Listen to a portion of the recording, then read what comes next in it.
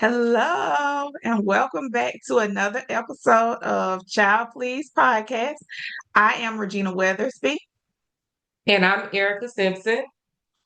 and we are glad that you are joining us today. So it's November. Erica, what are we talking about today? So November is National Adoption Awareness Month. Mm. Yes, I love it. I love it. I love it. And we have a very special guest, very special to me, um, Camilla Gaines. She is a licensed social worker and she has some experience in adoption that she's going to be able to share with us today. I've been privileged to be able to hear her story. I think it is amazing. And we're going to turn it over to you, Camilla, and just let you tell us about your journey into adoption. Okay, good morning. Thank you for having me here. I'm excited to get to share my journey of motherhood and how, as a single woman, it didn't look anything like I'd envisioned it would look. You grow up and you think you're going to get married and the 2.5 kids and a dog and a cat and a fish. And sometimes that's just not the path that God has for you. And so I I fought it for 3 years. God kept saying I should foster. I was like, no, I'm good. I got the dog. I'm good. I'll be okay. And so at the end of that 3 year period, all of my excuses and my reasons as to why I shouldn't, couldn't, wouldn't, he took those away. I encountered someone at work and randomly someone asked her a question. I was like, "Oh, you foster?" And she was like, "Yeah, I do." And so she started sharing her story. And I said, "But what about this or what about that?" And literally all my excuses went away. So I went through with the classes and I became licensed. Now, I will say this part that was slightly disheartening is that they were hesitant because they were concerned that I didn't have a local support system. My immediate family is 2 hours away. And so I reassured them, it's like, oh no, you don't know my family. If I call, they come. And they have agreed. I have talked to them about this. They know my heart for children. I've worked with children for years in various capacities. And they're saying they'll be here and they will. And so I had the privilege to get to help raise um, my cousin's son. And that October, he'd been killed. October of 2017, he was killed. And so I said, okay, Lord, that was my retirement plan. He was going to be the one to come check on me in the nursing home. And I just thought, that's it. I'm good. Although I've taken these classes, I'm not interested in being anyone's mom. Like I was his extra mom, bonus mom, the person he came to. I took him to college to start his journey. He was set to return. I took him there for, I'm not sure what they call it, but when the parents go and you pick out their Mhm. dorm room, we did all that fun. And it was an orientation. I was set to take him back to Tennessee for that, and he was killed. And so I was just like, that's it. I'm good. I'm good. But little did I know God had other plans. So on his birthday, December 1st that year, I couldn't get out of bed. And I was like, I'm just gonna shower and get back in bed and just take a nap and I'll be okay.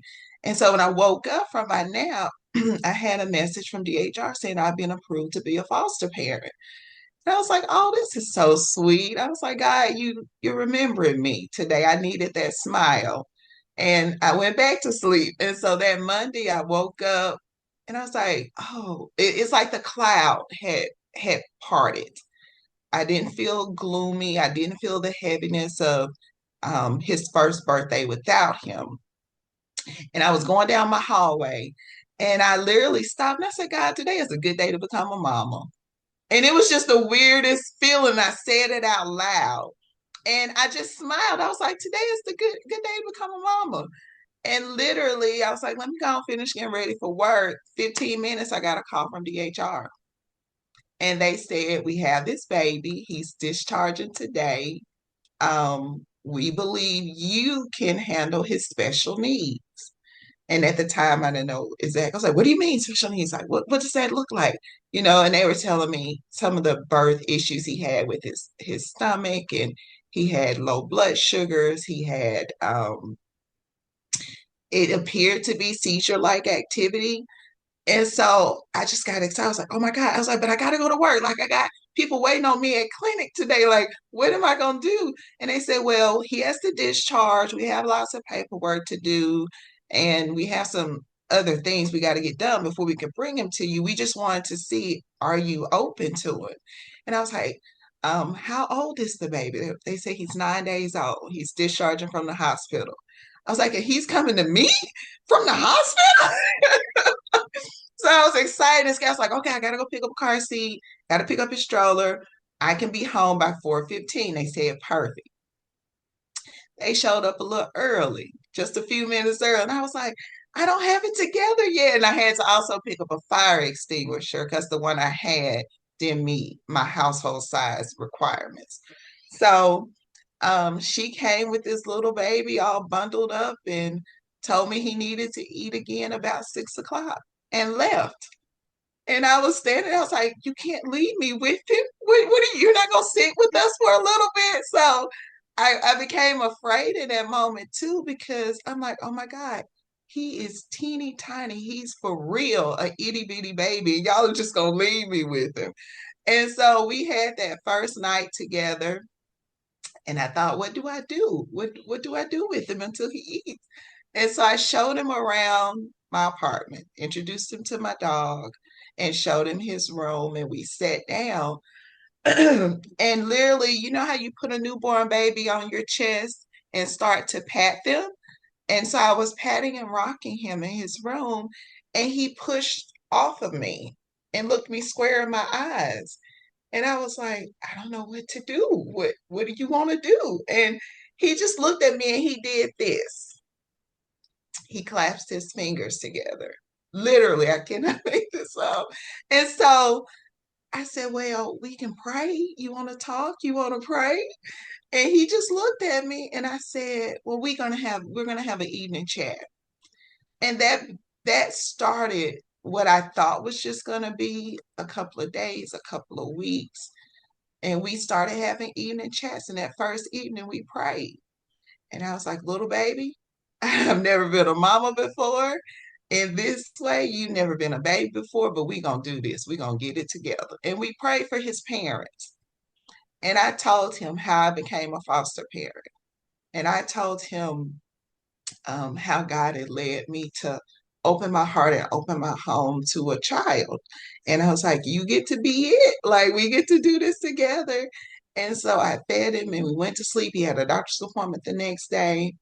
And then the following day, we just started doing life. And so I quickly realized within those weeks that he wasn't going anywhere anytime soon. And so slowly but surely, God started talking to me about being his mom. And I'm like, Lord, I got a dog.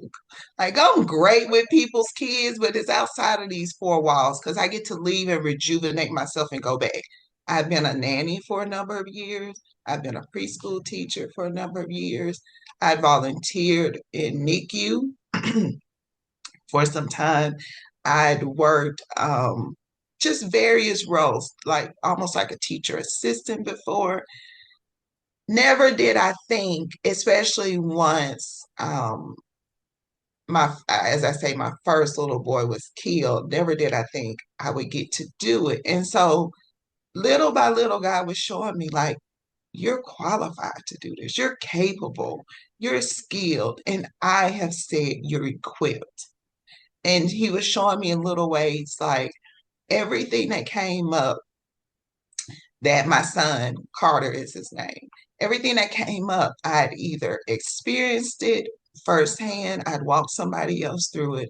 I knew of a resource for it. I got to, really champion for him in a way that I would have as if he were mine.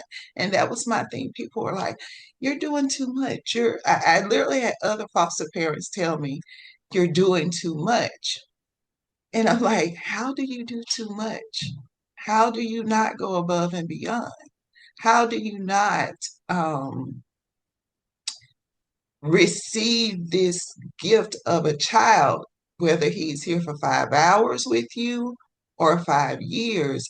There's never too much. They can't get any more than we give them. That's one thing my mama always said.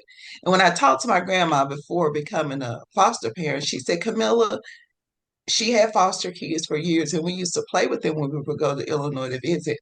And she said, Camilla, at the end of the day, if you're doing it right, you will come up short. She said, there's no amount of money that you can have that will be enough because there'll always be something more they need. She said, there is no amount of food or there's nothing you can give them that will be enough. She said, because to truly love a child, you give your all. You come up short. You give everything. She said, that's what I did with my kids, and that's what I did with children I fostered. She said, because they weren't foster kids, they were my kids. Mhm. And literally to this day, those children are adults and they go visit my grandma. They don't even live locally in her state and city anymore. But when they come to town, they're looking for her. They were like, you were mom. You loved us beyond. Um, and I'm trying to keep myself together. You loved us beyond what labels we had, what deficits we had. You sought after us to make sure we were okay. Even when they weren't in her home anymore, she still called to check in on them. And so I thought the best thing I could do for that little baby, for however long he was with me, was give him everything I had. And that if I came up bankrupt, that's okay. I'm an adult. I know how to go get counseling. I know how to go get another job. Whatever I came up short on, I knew I could, God would replenish me. I knew he would refresh me. But I knew had he left my home and I not given him everything I possibly could, I knew his chances of making it would have been very different. They would have dwindled. But I got to set a foundation for him. I got to give him the best and the most from the gate. So if he did have to go somewhere else, he would have had a great foundation to stand on. Yeah. So long story short, he never left. He never left. His parents, both parents, at different points, asked me. They literally were saying, "This isn't going well. I'm tired. I can't keep doing this. Like the system is not." They felt like the system was against them, and I kept trying to get them to see, no, they're willing to work with you. Like y'all don't understand. I have a dog. Like my life is gonna go back and I'll continue to support you. Like I'll be the best auntie in the world. Like if you getting back here, so I can support you, we can still do weekends. And they literally like, Miss Camilla, it's not working. Will you please take care of our baby? And again, individually, different points in time. And I told them at that point, if DHR doesn't let me keep him, it won't be because I sent him away. And so at about 2 months of age, God told me through a sermon about the Shulamite woman. He was like, this time next year, you will have a son. And literally a year fast forward, and DHR was at the point of asking me again. I think they asked me 2 or 3 times because I was like, are y'all sure? Like, I think the parents really can do this. And they asked me again, and I said yes. Would I be his adoptive resource? And so once I said yes, God just sort of snowballed things. Like things just started happening. They lost their parental rights officially. And we moved into the phase of adoption. And I was able to adopt him about 3 or 4 months after that. Camilla, oh my goodness. That this story, and I love to hear things like this. I worked in foster care for a number of years, and so this is something that's very dear to me. And to Mhm. see someone on the other side of it with Mhm. the passion and the care that you have, it's just it blesses me because I know there are so many kids who need that. Yes. I know that there are so many kids who need that. And it also just lets us see that family, I think we have this idea of family. Mhm. People, little girls, grow up, I'm gonna get married, I'm gonna have kids. We'll have our white picket fence, whatever, whatever. Yes. And you have this vision of what your family looks like, but family comes together and it's more than one avenue to that, Mhm. right? And so for those that might be struggling with infertility or have had multiple losses or whatever the case may be and feel like they're hopeless when it comes to children, it may be that biologically that doesn't happen for you, but that doesn't mean that you have to let go of the hope of family. Yes. And so this is just another way, Mhm. that you can make that dream that you have a reality. And let me tell you, meeting Karter, and we haven't met face to face, but we've encountered each other over the phone several times. And this Yes. baby, for someone who I've never seen in person, he is such a joy. Like Uh-huh. his just presence is such a joy. And so I am so happy that he has you, and I'm happy that you have him Yes. because Yes. I know that it's been a blessing on both sides of it. Absolutely. So that's Absolutely. absolutely amazing. Yes. Thank Thank you. you I so know a much. lot of people say, "Oh, thank you." A lot of people say, "Oh, he's so blessed to have you." And I'm like, "No, I'm the blessed one." Mm, I pray later in life he can see God's hand in connecting us and allowing me to be his mom, and that he can pay it forward either with someone else's child or children of his own family. But the truth of it is, he is my biggest blessing. yeah. God saw afar off that I would need him. And he's always saying, he told me one time, and God also confirmed, because another thing I don't think we talk about is culturally adopting, like you've mentioned before, like us moving forward. Because I feel like culturally, I feel like we do a good job of taking care of other people's kids. But do we really fully step up and make it formal? Make it Mm, formal to adopt or to actually foster. And I had some guilt that, oh my God, I took these people's baby. And God had to remind me. He knew before Karter was formed in his mother's womb.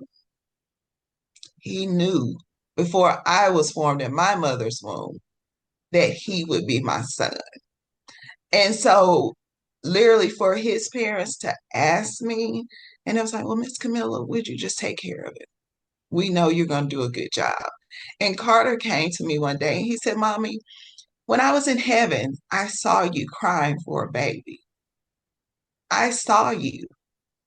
And I told God I wanted you to be my mommy. He said, I didn't like the other mommies. He said they were mean. They were fussing at their babies.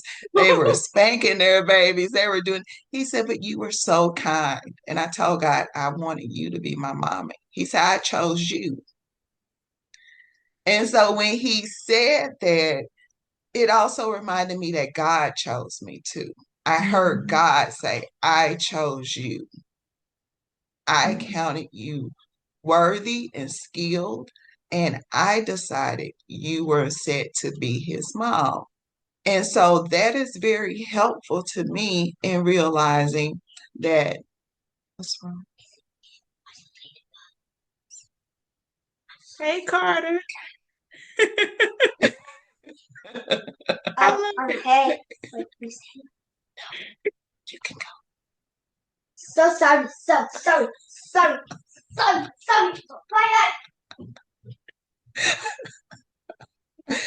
he's doing his best. He's doing a good job. But just that alone. He's just joy. He's joy. Yeah. And even as a baby, when Carter would cry, if I said, "What's wrong?" he would just smile. He would just light up the room with tears in his eyes. And so he has been my greatest gift. And God has taught me through my journey of motherhood that um he has taught me how to lean on him more. He Hmm. has taught me how to grow spiritually. Because I always knew God would take care of me. I've always known he will, and he has taken care of me. But I didn't realize he could take care of me in a different way as a parent. Yeah. He could refresh me differently as a parent. He could remind me that he hadn't forgot about me as a parent. And literally, some of the things I've had to walk through, joblessness. We went through a season not very long ago. I was without a car for 11 months. I had a car, my transmission was going bad. I went and bought another car that turned out to be junk. And I called the dealer. I was like, I need y'all to come get this. This isn't working. And we went 11 months without a car. And I'm like, God, how am I going to do this? Like, how am I going to make this work? How do you just not have a car? I've never not had a car since I was 17. And so all the little reminders that I got you, Yeah. and not just you, I got the baby. I got y'all covered. It's okay. I'm walking you through this so you can see. And that's when I realized he is not mine. Even though God gifted him to me, he gifted me to him to steward, not to take hold and hold tight. He's not mine. And so the things that I make sure I impart in Carter are those things of God. We go to church, he learns the Bible, the things that that will equip him for the future. I can't hold him so tight for fear of not releasing him into the world. I am here to equip him for the world. I'm teaching a child, but training up an adult. He's growing up to be a man. And he talks about it all the time. He's like, don't you see my mustache? I'm becoming a man, mommy. I was like, I see you are, aren't you? So it's been a privilege. It's been a joy. Um, I want to encourage more women, more single women to, if you want to be a mother, don't let this time pass you by. Hmm. Don't feel like you can't or you won't have the support. Talk to your friends and family about it. Reach out to DHR. DHR is a great avenue. There are private agencies if you just want to adopt. My original intent was to foster because God told me I was going to put a family back together. As a social worker, I saw so many families being broken apart because they didn't have support. And so in my mind, I was like, oh, okay, I'm gonna be a support person, take care of a baby for a little bit and be able to let the baby go back once they get things situated. Little did I know he was putting my family back together in a very different way and growing it and opening our hearts to the possibilities of not just Carter, but Carter's siblings. Carter has siblings. And so we've been able to bridge that gap and have a relationship with his siblings too. And they get to grow. They're well aware that they've been adopted and they get to share in each other's lives and not just not feel so isolated, but also not be afraid. Hmm. Adoption and foster, they're not bad words. They're not secret words that we can't say in the open. They're not dirty words. We should be proud of however God designs our families to look and Yeah. know that it's okay. Erica, you were about to say something. Well, I'm just thankful for you and your testimony. And as a social worker as well, I haven't worked closely with foster care, but since Regina and I have started this organization, I've done a lot of research, and it blesses me to know that you were able to adopt not just a baby, but a Black baby boy. The odds and the statistics are so low when it comes to adoption for us as a people, but it's the odds and statistics are total, they're really against our Black boys. And I just commend you for the work. I even, when you said initially that the agency, they were kind of hesitant to even want to allow you to adopt because you were, you didn't have the support, or you didn't have the family that they thought. You didn't have the husband and the, I guess, the family surrounding you, but you still advocated Yeah. that you could do that. And like I said, it's just a blessing. It warms my heart. I almost became a little tearful. Because like I said, we have so many Black children in foster care. And they age out, and unfortunately a lot of our young Black men age out from foster care to go right into another system, which is the criminal justice system. So Yeah. you're really doing God's work, and I thank you for that. Yeah. Thank you. Thank you. And I'm not there anymore. Again, I don't work in that field anymore, but I'm always an advocate for it. I think fostering adoption is so important. So Camilla's also highlighted in this month's newsletter, the Blue Rose Foundation newsletter. And you'll also find information there if you would like information on how to reach out to your local DHR to become a foster parent or get more information there. So, Camilla, once again, so glad that you were able to be on this platform with us and share your story. Just many, many blessings to you. I can't say enough. I really can't. And knowing you personally, um, I just have all the feels right now. So I'm gonna stop talking.